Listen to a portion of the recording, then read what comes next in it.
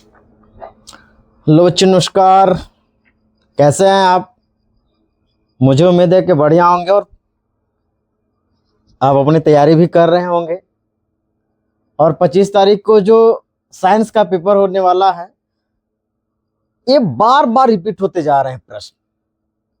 जो सन 2026 में अभी आपका जो पेपर हुआ था, उसमें ऐसे काफी ऐसे प्रश्न थे जो परीक्षा की दृष्टि से बहुत महत्वपूर्ण थे। यही प्रश्न रिपीट करते जा रहे हैं। ठीक, तो आगे हम देखते हैं। इन सभी प्रश्नों को बारीकियों से अगर देखकर आप जाते हैं तो यकीन मानिए कि इसमें कुछ ऐसे प्रश्न हैं जो बार बार रिपीट करते हैं हर सत्र। ठीक बच्चे, तो आओ हम पहला प्रश्न देखते हैं बाबू। कह रहा है कि किस लेंस से वस्तु का प्रतिबिंब आभासी और सीधा और वस्तु से छोटा बनता है। देखो, ये दर्पण की बात नहीं कहा है, लेंस की बात कहा है बाबू। देखो, एक होता है दर्पण, एक होता है लेंस। दर्पण और लेंस। अब कह रहा है कि किस लेंस से आभासी सीधा वस्तु से छोटा। लेंस की बात है। यदि दर्पण की बात कहता तो दर्पण में हम लोग क्या मानते? उत्तल लेंस, उत्तल दर्पण। बेटा क्या मानते हम लोग? उत्तल दर्पण क्या करता है? आभासी सीधा और वस्तु से छोटा प्रतिबिंब बनाता है।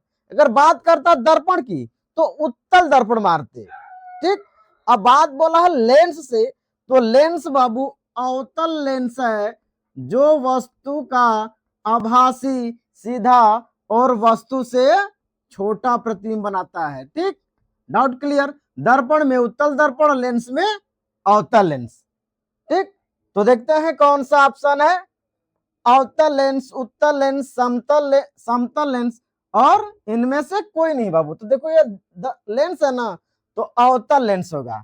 ये हमेशा वस्तु का सीधा आभासी और वस्तु से छोटा प्रतिबिंब बनाता है। ये दर्पण कहता तो उत्तल दर्पण, और लेंस की बात है तो अवतल लेंस। ठीक, नेक्स्ट प्रश्न नंबर 2 वाला देखते हैं। कह रहा है कि एक गोली दर्पण की वक्रता केंद्र तथा ध्रुव के बीच की दूरी, वक्रता केंद्र और ध्रुव के बीच की दूरी 20 सेंटीमीटर है, तो दर्पण की ध्रुव की फोकस दूरी ज्ञात करें। ठीक, तो हमको एक फार्मूला उसको पता है बाबू कि F बराबर होता है R/2। यही ना, फोकस दूरी पूछ रहा है, तो F बराबर R/2। R कितना दिया है? 20 सेंटीमीटर बाबू। 20 सेंटीमीटर बटा 2, यानी तो कितना आ गया? F का मान कितना आ गया? 10। आओ देखते हैं ऑप्शन में 10 दिया है क्या बाबू? 10 सेंटीमीटर। 5, 15, 10 यानी सी इज द राइट आंसर। देखो, ये हमेशा फार्मूला यूज करो। आपने फार्मूले यूज करोगे, सवाल कोई दिक्कत नहीं करेगा, आराम से ऑप्शन कटता जाएगा और मिलता जाएगा। ठीक, इसको मिटाते हैं हम, इसको नोट करते जाओ आप लोग। ये देखो, बहुत अच्छी चीजें हैं बाबू। ठीक ना, और आगे देखते हैं तीसरा नंबर का। कह रहा है कि प्रकाश के किस घटना के कारण आकाश नीला दिखाई देता है। ये देखो बेटा, बार बार प्रश्न पूछता है, बार बार ये बार बार प्रश्न आता है। ऐसा नहीं है कि एक ही सत्र आता है, हर सत्र रिपीट करके दे देता है। इस ना, तो ये तो आता है बटू, आकाश का रंग कैसा दिखाई देता है? नीला दिखाई देता है।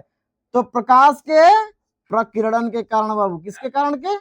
प्रकाश के प्रकिरण के कारण आकाश नीला दिखाई देता है। ठीक, अगला प्रश्न देखते हैं कि फ्यूज तार को निम्नलिखित घरेलू वितरण के किस तार के श्रेणी क्रम में जोड़ा जाता है। ये भी प्रश्न बहुत मोस्ट है बाबू, वेरी वेरी इंपॉर्टेंट है।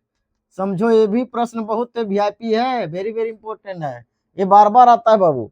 देखो, कह रहा है कि घरेलू वितरण के किस तार के श्रेणी क्रम में जोड़ा जाता है। ऑप्शन दिया है भू संपर्क तार, उदासीन तार, जीवित तार, इनमें से कोई नहीं। देखो, अब एक ट्रिक बताऊंगा लास्ट में जाते जाते। ठीक, यदि आपको नहीं भी प्रश्न आता है तो अगर उस ट्रिक को अगर आप समझ लेते हो तो परीक्षा में ट्रिक ज्यादा काम करती है, ट्रिक समय को बचाती है। ठीक, इसमें तार बताना है बाबू ना, तो जीवित तार होता है। किसका प्रयोग करते हैं? जीवित तार का, मतलब सी इज द राइट आंसर। अब आगे देखते हैं प्रश्न 5वां। कर एक लेंस की क्षमता 2 डायोप्टर है, इसकी फोकस दूरी सेमी में कितनी होगी? सेंटीमीटर पूछा बाबू, ये ध्यान दो। मैं एक फार्मूला बताया था नेक्स्ट वीडियो में, लेंस की क्षमता दे दिया है ना 2 डायोप्टर, इसकी फोकस दूरी, तो एक पी बराबर लेंस की क्षमता होती है, यदि फोकस दूरी मीटर में दिया है तो ये फार्मूला, यदि सेंटीमीटर में दिया है तो 100/F, ये फार्मूला लगता है। तो इसका किसमें आंसर मांग रहा है? इस सेंटीमीटर में 2 डायोप्टर है, इसकी फोकस, इसकी क्षमता 2 डायोप्टर है, और इसको सेंटीमीटर में बताना है। ठीक, तो हम सेमी वाला फार्मूला यूज करेंगे ना। तो देखो देखो, फोकस दूरी पूछ रहा है ना, तो यह बराबर 100 क्या हो जाएगा? पी। यह बराबर 100/P, तो मतलब 100/2 कितना से कट गया? ये 50 सेंटीमीटर। अब देखो 50 सेंटीमीटर आया है, ए हाँ, A is the right answer, 50 centimetre. और देखो नेक्स्ट प्रश्न देते हैं, कह रहा यदि शक्ति कार्य समय के मात्रक क्रमशः x1, x2 व x3 से प्रदर्शित किया जाए तो निम्न में सही संबंध चुनना है। सही संबंध चुनना है किसमें? शक्ति कार्य और समय, शक्ति कार्य समय के मात्रक को। देखो x1, x2, x3 ये संबंध है, x2, x3 equal to x1 ये संबंध है, x1, x3, x2 की ये संबंध है कि x1, x2 is not equal to x3। इसमें से कौन सा संबंध है बताओ तो? ये भी देखो कुछ किया नहीं है, बस इसको घुमा दिया है, और इसी को बच्चे कहते हैं नहीं सर ये आउट ऑफ सिलेबस है। मगर सिलेबस नहीं है, सिलेबस में देखो कार्य शक्ति मात्रक है ना, उसी से उठाया है, उसमें मात्रक लिखा रहता है, इसमें उसी का क्या कहते हैं संकेत सिंबल में अक्षर में दे दिया है। ठीक, इसको देखते हैं तो क्या संबंध है बताओ आप? x1, x3 equal to x2, यही सही संबंध है बाबू, सी इज द राइट आंसर, यही संबंध है, x1, x3 equal to x2, यही संबंध है। अब हम लोग 7वां प्रश्न देखते हैं। ठीक, नेक्स्ट प्रश्न पे चलते हैं।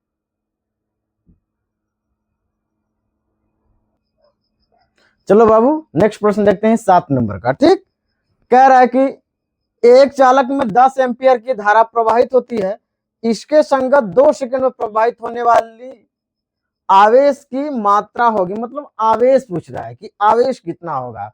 तो एक फार्मूला चलता है हम लोगों का, Q बराबर IT, आवेश पूछ रहा है तो I का मान दिया है 10 और T का मान दिया है 2, तो Q बराबर ये हो जाएगा बेटा ना इतना कूलम। अब देखो ऐसे में ज्यादा समय मत लगो, तुरंत फार्मूला पुटअप करो और तुरंत उस पर मान रख के लगा दो। देखो 20 कूलम आया है ना, ऑप्शन में दिया है 5 कूलम, 10 कूलम, 20 कूलम, यही तुम्हारा सही है, सी इज द राइट आंसर, ये सब नहीं है गलत। आगे चलते हैं, कह रहे कि प्लास्टर ऑफ पेरिस का सूत्र है, ये देखो बार बार इसका एक पूछता है, प्लास्टर ऑफ पेरिस का पूछता है, एक पेरिस का पूछेगा बाबू, एक पेरिस एक जिप्सम, ये 2 ही पूछता है ज्यादा करके, प्लास्टर ऑफ पेरिस एक जिप्सम।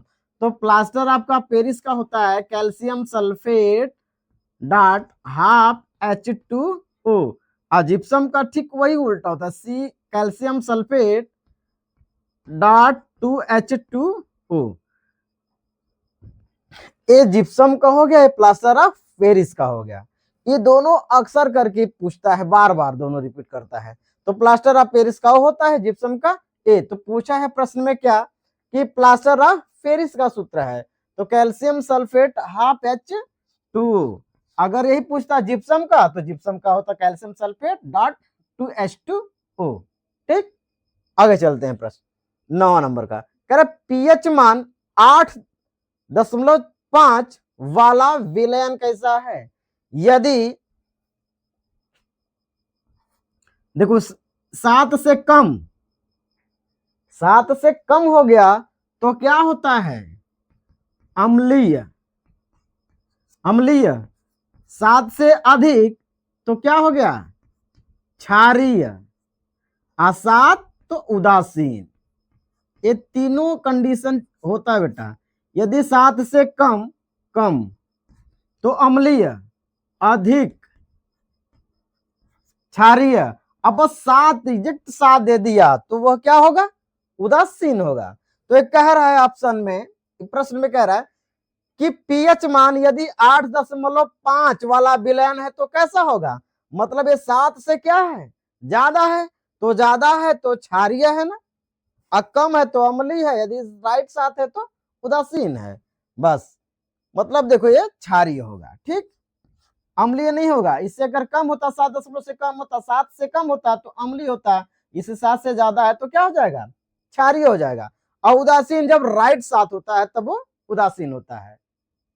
नेक्स्ट प्रश्न देखते हैं 10वां। ये आईपीएससी से उठाया है, आईपीएससी से हर बार 2 नंबर का 1 नंबर का हर बार प्रश्न उठाता है आईपीएससी नामकरण से। कह रहे कि CH3 एकल वर्ण CH एकल वर्ण CH एकल वर्ण CHO। देखो ए यहां से पकड़ो बेटा, ये क्रियात्मक समूह है, ये क्रियात्मक समूह है। क्रियात्मक समूह ही सब कुछ बताता है कि उसके लास्ट में या पहले क्या जुड़ेगा, ठीक, इसी से पता चलता है। मैं बताया हूं कि यदि OH है तो क्या जुड़ेगा, COO है तो क्या जुड़ेगा,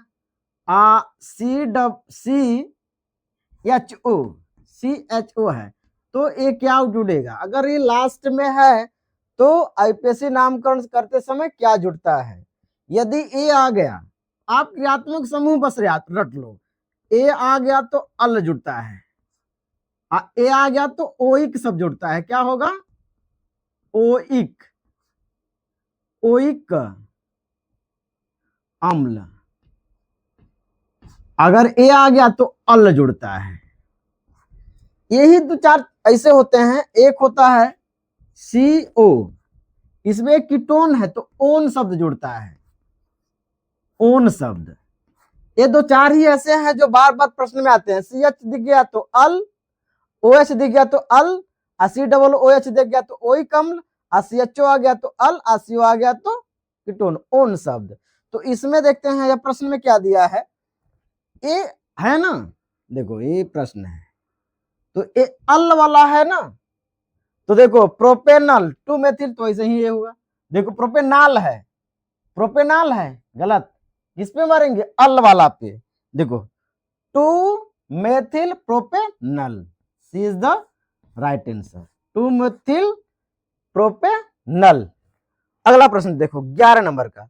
कह रहे कि वाह्यतम कोश में 7 इलेक्ट्रॉन वाला तत्व है जिसके लास्ट वाली कक्षा में, जिस तत्व के अंतिम कक्षा में यदि 7 इलेक्ट्रॉन है तो क्या होगा, धातु होगा, अधातु होगा कि उपधातु होगा कि निष्क्रिय गैस होगा।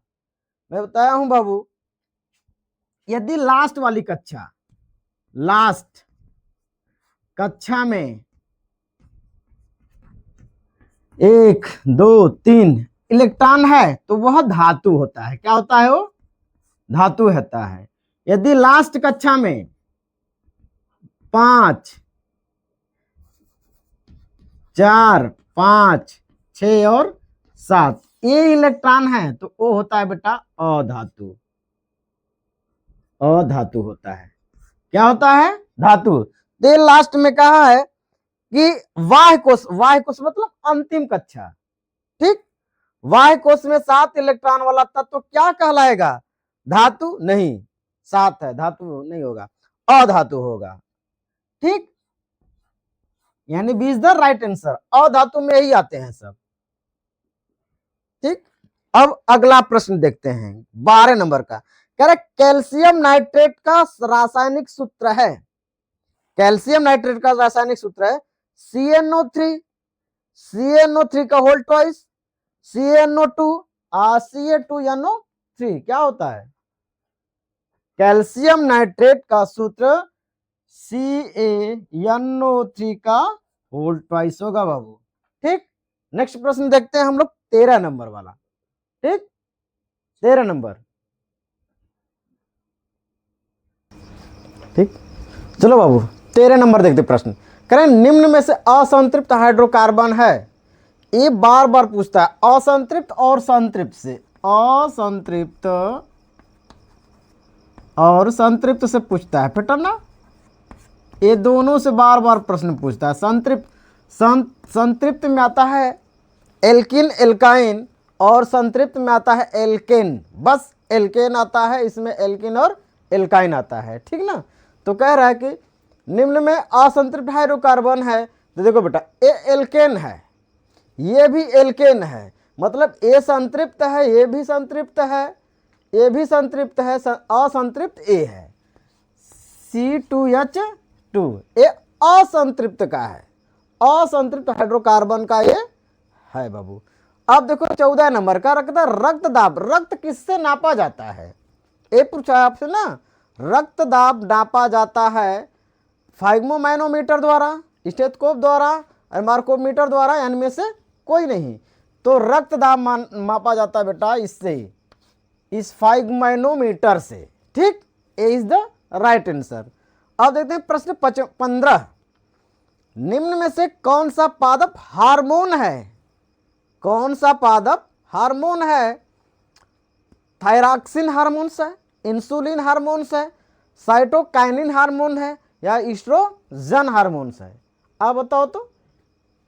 ये बायो से प्रश्न है बेटा, बहुत मस्त प्रश्न है, समझो, वेरी वेरी इंपॉर्टेंट है, पादप हार्मोन है, वेरी वेरी इंपॉर्टेंट है बाबू, इसको ध्यान देना, वेरी वेरी इंपॉर्टेंट। तो साइटोकाइनिन हार्मोन, साइटोकाइनिन हार्मोन पादप हार्मोन है, साइटोकाइनिन हार्मोन क्या है, पादप हार्मोन है। अब प्रश्न 16 देखते हैं, एक लिंगीय पुष्प है, एक लिंगीय पुष्प है, गुड़हल, पपीता, सरसों, गुलाब,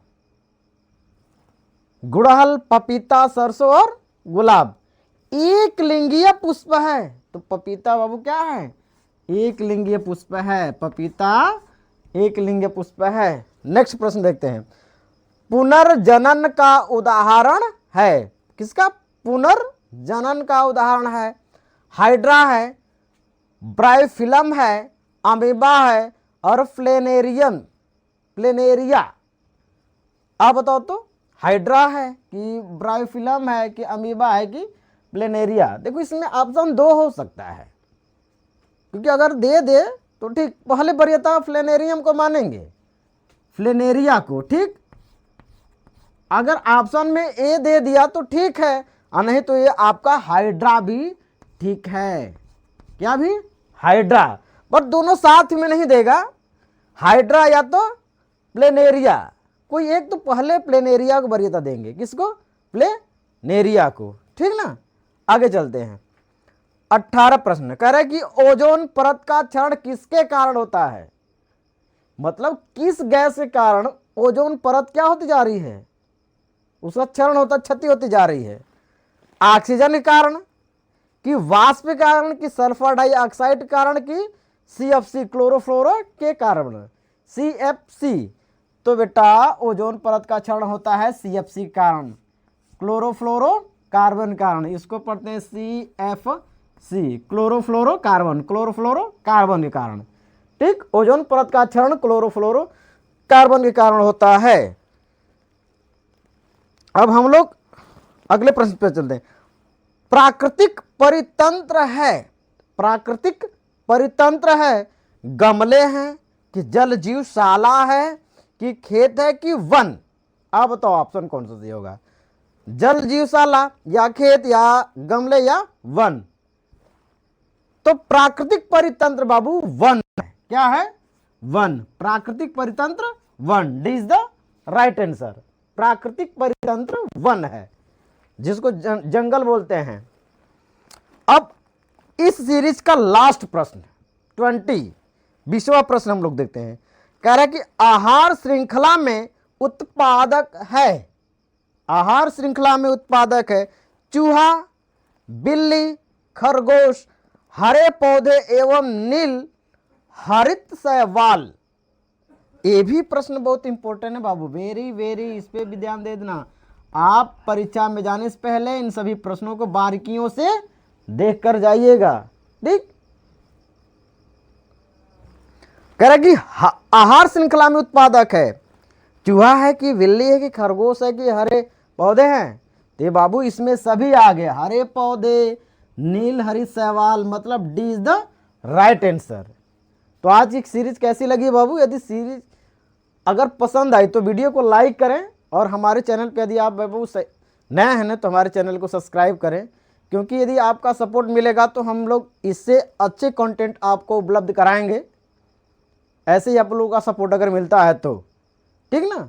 अब नेक्स्ट कल वीडियो में ट्रिक एक बताऊंगा कि यदि आपको मान लीजिए इसमें से कोई प्रश्न डाउट है, हमें नहीं आ रहा है कि हम इसको क्या करके आए, किस पे टिक मार के आए, तो हम इसको नेक्स्ट वीडियो में आपको एक ट्रिक हम बताएंगे कि यदि अगर सभी ऑप्शन मुझे एक जैसे लग रहे हैं तो उसमें से हम किस ऑप्शन को कट करके हम सही ऑप्शन पे जाएंगे।